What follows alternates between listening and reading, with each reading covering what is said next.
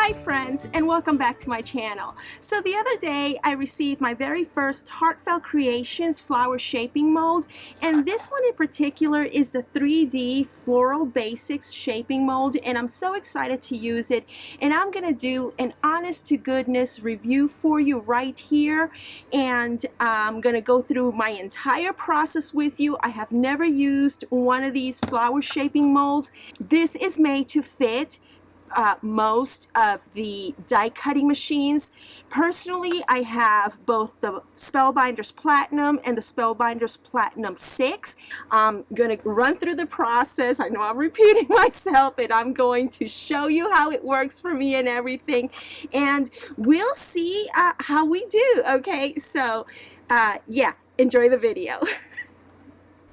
Okay friends, so I'll be using my Heartfelt Creations 3D Floral Basics shaping mold along with my Heartfelt Creations Berry Blossom stamps and dies. And I'm going to leave you with a special coupon just for you. You will receive $20 off any purchase at Heartfelt Creations of $40 and above. All you need to do is just click on my affiliate link in the area right underneath this video, and you'll be taken directly to Heartfelt Creations. I'll also be using a couple of inks from my stash, and I will do my best to post those along in the area underneath this video. And I'm also going to use my Nina Bright White cardstock, but you will also see me use other cardstocks as well. So the very first thing to my flower shaping, flower making project is to stamp my flowers. So I'll be using my Heartfelt Creations rubber stamps along with my pink ink to stamp some flowers. And then the next thing that I will do is I'll use the coordinating die sets to die cut all of these flowers. Once all my flowers have been die cut, I proceed to add some shades to my flowers. Now, the colors that I'm using here are from Graphic 45 Color Box. The yellow color is called Venetian Lace, and the pink color is called Precious Pink. Okay, so now that all of my flowers have been die cut and shaded, I'm ready to use my Heartfelt Creations basic flower shaping mold. So I've watched several of Emma Lou's tutorials right here on YouTube, and she says that once you place your flowers on the mold, then you go ahead and you spray paint, not spray paint them, you use your spray bottle, you know, with a little bit of water, and you just spray them with some water, so that way I guess they become more shapeable. And so that's exactly what I did. Now I have to apologize for this ginormous spray bottle that I have here. When I asked my husband to get me a spray bottle at our local grocery store, I guess I forgot to mention to get me a tiny one. This spray bottle is about the size of a, I don't know, it's huge. But anyways, it does the job, and it'll just have to do until I'm able to go out and get a small one myself. Okay, so Heartfelt Creations has published a set of guidelines that will help you run your molds through your specific make of machine. And I'm using my Spellbinders Platinum, and according to their guidelines, I should be using my blue plate along with a couple of shims. But I found that their recommendations did not do for a very snug fit, I should say. So the first imprint on these set of flowers, it's okay, but at the same token, they're like, eh. So I wasn't super happy with these, but it did imprint. And like I said, I don't want to say that there's something wrong with the mold. There's absolutely nothing wrong with the mold. It's just that I need to find the best way to run these molds through my specific machine. Okay, so here's the part where I begin experimenting with stuff that I have. You know, we always, whenever we do mini albums, cards, whatever, we always have a whole bunch of scraps. So I thought, let me just go ahead and use these scraps to make some other flowers. And I decided to use a different set of dies this time. Granted, I don't have the stamps to my these are graphic 45 to my graphic 45 flower dies, but then again, there aren't any stamps to these dies. So I thought, you know what, but they do shape nicely. Let me go ahead and die cut some of these flowers and see how they turn out. Okay, so I have this second batch. Now, keep in mind that I'm still experimenting with how this flower shaping mold runs through my specific die cutting machine. And I'm sure that you will go through the same process because, not everybody's machine is exactly the same. And the guidelines that they put out there are just those guidelines. But you do have to see if you need to add a shim or take away a shim and so forth. Oh, and speaking of their guidelines, I will try my best to remember to copy and paste those guidelines in the description area right underneath this video. So in running these, I figured out, since I need thicker material, let me go ahead and use some of my craft paper because that will give me a tighter fit. And lo and behold, it did, and it shaped my flowers a heck of a lot better than the very first ones. But, I still wasn't 100% satisfied. So what you're seeing me do here is I am putting my flowers back on my flower shaping mold because I'm going to add one more shim to this because I really want that shape to stand out, because if it doesn't, then what's the point of using this, right? So I'm going to make this work for me, and I reached for another shim of craft paper, and what I wound up doing at my Spellbinders Platinum is I took away the white cardstock that you see there. And by the way, I take a whole 8.5 by 11 sheet and I just fold it in half. So I wound up using actually 3 folded craft cardstocks to add the shims to my Spellbinders Platinum, and I did take away that white shim, and that gave me the results that I was going after.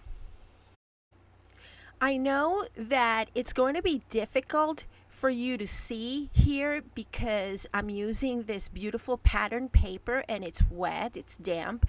And so while it's damp, I decided to curl the ends of one of my flowers just like Emma Lou did in one of her videos. And then I just set my flowers to the side and I just allowed for them to dry, to just air dry in room temperature. I didn't use any blow dryer or heat gun or anything like that because I needed to go do something else. So I just did a bunch of flowers. I ran them through my machine and then I just laid them flat on my table to dry, and I came back like I think an hour later.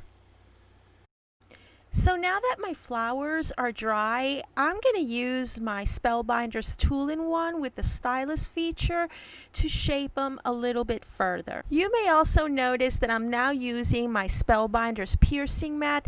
That is, the piercing mat part is the back side of my Spellbinders regular mat. And I do believe that those have been clearanced out. I'm going to double check on that because the last price that I saw on these was like $10. That's really great. And so I'm gonna double check on those, and if I see these at the same price, I'll go ahead and list that in the area right underneath this video as well. Okay, so now I'm gonna speed up the remainder of my flower shaping process so that you can see how they turn out in the end, and later on I will show you exactly what I do with these.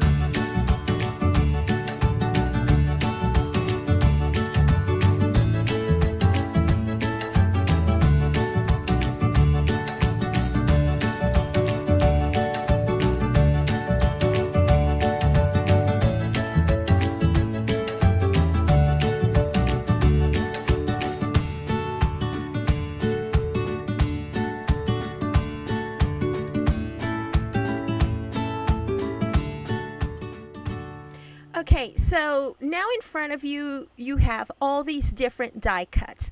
And the leaf die cuts I made using the Heartfelt Creations Berry Blossoms dies that also include the leaf dies, and they kind of look like berries, but then they kind of look like leaves. And even though I don't have an exact stamp for this particular die, I thought it was okay to just go ahead and make the leaves.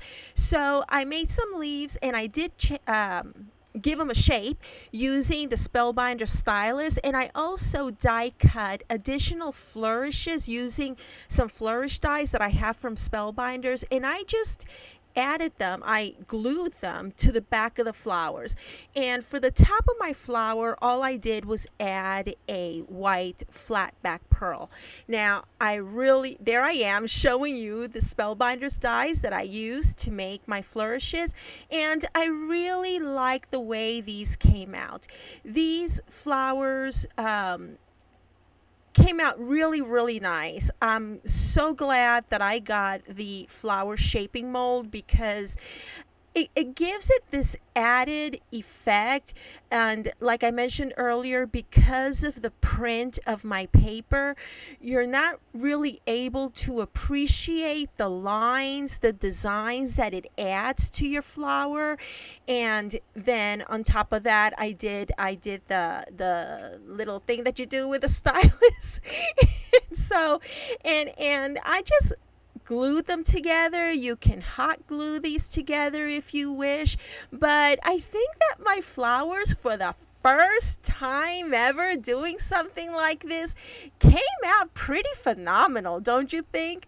Now, my other flowers, the little ones, I did use in my project, and I will show you my project in just a little bit, because I didn't want to waste anything. Even though I mentioned that those little flowers came out kind of like, they are still doable, because there is a hint of the flower shape, those little lines, natural lines that you get on the flowers. There is a hint of that, and I'm aware that it's really difficult to see that on this video, but I do go ahead and use those flowers, and then I dress them up with the die cut leaves that I die cut from the Heartfelt Creations dies, and I also dress them up with flourishes that I die cut from my Spellbinders dies, and they came out pretty good, if I should say so myself. So I'm gonna go ahead and speed up this part of this segment, so that way you can see exactly what I've done, and afterwards I'm gonna share some project pictures with you where I used my my flowers that I made with my Heartfelt Creations 3D flower basics shaping mold. And I hope that you've enjoyed this video. I hope that you've enjoyed my honest to goodness review. Oh, I'm giving it 2 thumbs up. I'm doing the review, and I'm not even telling you what yes, I'm giving it 2 thumbs up, and it is worth the investment. And because I'm gonna be making so many more flowers with this, using scraps that I have and the dies that I already own, I'm gonna go ahead and continue to make flowers, because flowers nowadays are what, $9-10 a pack. Okay, well, maybe not $9-10 a pack, but y'all know what I mean.